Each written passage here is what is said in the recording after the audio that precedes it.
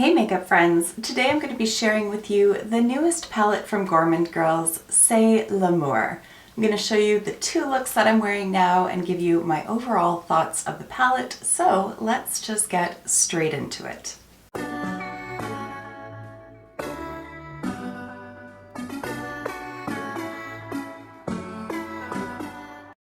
As always, I want to start off by welcoming you back to my channel, or if you're new here, then hello and welcome. My name is Kara, and on my channel we like to mix beauty, brains, and the occasional F-bomb. Again, today's video is going to be centered on the newest palette from Gourmande Girls. If you're not familiar with Gourmande Girls, they are an indie brand based out of Austin, Texas. They do have some other palettes in their lineup, notably the That Time of Year palette, which released just before holidays in 2021. This palette is so beautiful. I know that this review is not about this palette, but I did want to spotlight this one because I haven't done a dedicated video on it. And in here you're getting a beautiful mix of mattes and shimmers. There's some topper shades in here as well. And I think it's just absolutely stunning as well. So is this one. So the artwork that you're seeing here was created by Doodles by the Bunny, and I'm going to link her Instagram account down below so that you can take a look at some of her other creations. As well, Doodles by the Bunny also came up with the color story, and then Gourmande Girls really brought it home with the shade selections. Now, to give you some information on the palette, it's going to be available for purchase as of 10 p.m. Pacific Standard Time on January 31st. They've lined up the launch time to coincide with Paris time, which I think is very sweet and very cute. It is obviously inspired by Paris, C'est L'Amour. And I love that. I love that Christina, who is the brand owner, is really paying homage to her husband's roots. Her husband is Parisian, and I just think that it's all so very beautiful and apropos for Valentine's Day. The palette is going to retail for $39.99 US, and for that you get 12 different shades. As well, this palette is cruelty-free. I just wanted you to be aware of that. And the shades that you're getting in here, there is this beautiful mix of mattes and shimmers. Obviously, you've got the pinks and the more neutral tones, and then you have that really deep, dark black as well. And what I find really nice about this palette is just how versatile it is. For example, this eye over here, I would have no hesitation in wearing to the office, whereas this one would be perfect for like a date night or a girls' night out, something along those lines. So I love when you have a palette that can be as versatile as that. As well, some of the shimmers that are in here act as toppers, which I think is really cool. So for example, this one here, and then this shade here. Over here we have feminine, and that's what you see on top of other shades on this eye. And then this other beautiful duochromatic shade here called We. That's what you're seeing going on over here and in the inner corner. I did film these looks, we're going to get into them in a moment, but first let's do some swatches. So first up we have the shade Creme de la Creme, followed by Feminine, and then Rosé. This beautiful matte red is called Rouge, and then we have Soirée, Passion, Boudoir, Bisou, Oui, C'est L'Amour, Avant-Garde, and Noir.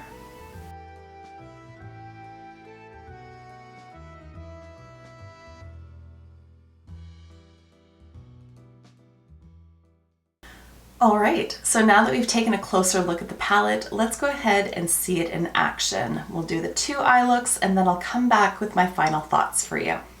So in this first look, I really wanted it to be deep and dark and moody, but I did start off with this very light pink called Bisou, and I applied that with an R104 brush from What's Up Beauty.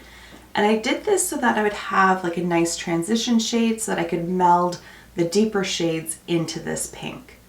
Next I went in with an E03 DM brush from Bristles Beauty, and I used that to apply the black shade Noir on the outer portion of my lid as well as the inner portion, and as you can see, I then just blended from there. Eventually I did bring this dark shade underneath my lower lash line as well, but initially I just wanted to get the shape going for the upper portion of my eye before moving on to the lower lash line.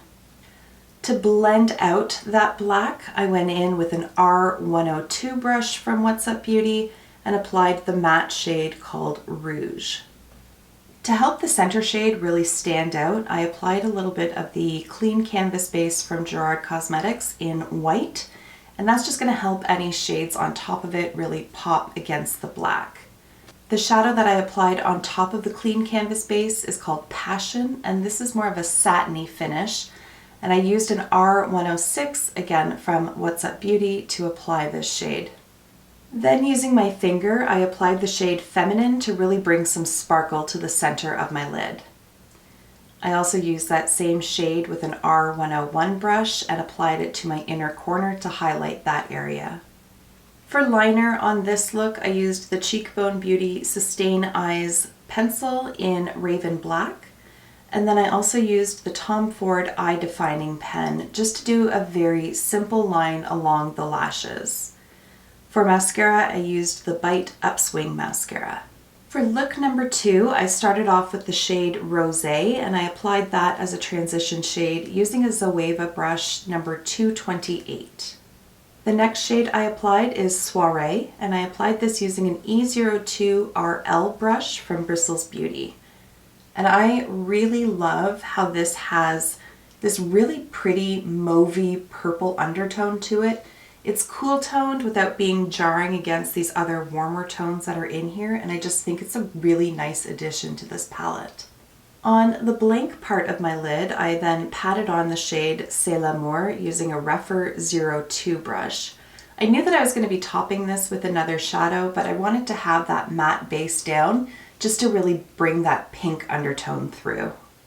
For lining my lower lash line, I used the shade Avant Garde. Again, this has more of a satiny, almost shimmery kind of finish, which is not typically what I use for lining my lower lash line, but I really wanted to bring that coppery sort of brown shade underneath, and also, frankly, I just wanted to use the shade so that I could use all 12 in these two looks. To blend out that shade Avant Garde, I used the Wayne Goss number 19 brush and picked up Creme de la Creme. Then on top of the matte pink that's already on my lid, I then patted the shade Boudoir, which again has that satiny finish to it, and I did that using a Rephr 02 brush. And then to really bring home the sparkle, I picked up the shade Oui on my finger and just patted that over the inner portion of my lid, and this shade is a standout. It's a beautiful duochrome. And you can see I've also applied it on my inner corner using a Rephr 03 brush. And I just think it's so beautiful. I love that it has a very sheer finish, and it can go on top of any of these shades and really transform the matte shade underneath it. For liner with this look, I used again the Tom Ford Eye Defining pen, and in my lower waterline, I used the MAC Technical liner in Risque. The mascara that I used again is Bite Beauty Upswing. Alright, so final thoughts on this palette are that it's effing stunning. It is so beautiful, and I really haven't come across any shade that's a dud in it. The mattes are very buildable and very blendable. They don't kick up a ton in the pan. I didn't experience any fallout on my cheeks, and I have been playing with this palette for about a week at this point, and I haven't experienced any fading throughout the day, any creasing, or anything to complain about. The 3 satin shades that are in here I think are beautiful. I think there's a really good choice in the color selection for them. And while I typically prefer a more like full-on bling metallic foiled finish on my shimmers, the inclusion of the 2 topper shades fulfill that role for me. So I can use a more satin finish if I want to go for a more toned down, more subtle look, but I can also punch them up by using either of the 2 topper shades. The 2 toppers on their own are beautiful. They don't have to be worn over top of anything else. I'll just quickly do a little finger swatch here to show you. So On this finger here, we have the shade Feminine, and then over here is the shade We, and they are beautiful just on their own. Especially if you were going for a more like light makeup day, you could really get away with this. Just put this over the lid, maybe a little bit of bronzer in the crease, mascara, and away you go. But like I said, they can also be paired on top of these mattes or on top of the more satiny finished shades to really punch them up and bring a lot of intrigue and frankly versatility to the palette as well. In terms of the overall color story of this palette, again, I don't have any complaints. I am very thankful that they included the black shade in here because, as you can see with this eye, it really does lend itself to making some very dramatic looks with this palette. You can deepen any of these other shades using that matte black, and the black itself performs so nicely. Again, there's no issues with buildability or with blendability with that shadow. As well, I also like the inclusion of the cream shade and then this lighter, almost peachy-ish kind of tone as well. These two don't show up all that well on my skin tone just as they are, but that also makes them really ideal for blending out deeper shades on my skin tone. So I really do like them. Overall, I'm just very impressed with this palette. I think the packaging is cute as a button, and for being a Valentine's Day sort of love-inspired palette, it's not cloyingly sweet. It's not just sticking to those notes of pinks all the way throughout. I love that they have the Fiery Engine red in here. I love the black, as I said, and that this little duochrome shade here has that like pinky but also green sort of element to it, which makes it really pretty. So in case you can't tell, I think this is a winner. I am really, really happy with this palette. I don't think I said at the beginning, and I should have, it was sent to me in PR, so I do want you to be aware of that. This post is not sponsored. I was not asked to make this video, but I really have enjoyed using this palette and really wanted to share it with you. As well, I do want to let you know that I do have an affiliate code with Gourmande Girls.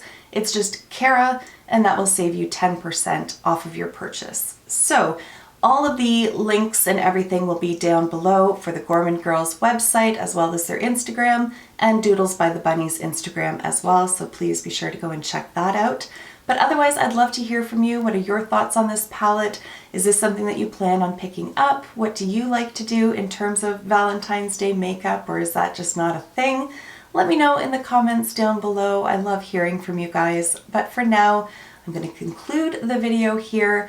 Thank you so much for taking the time to watch. If you enjoyed it, please go ahead and give it a thumbs up. Remember to hit subscribe if you haven't already. But for now, we're going to wrap this baby up, and I will see you in my next video. Until then, just be a decent human being.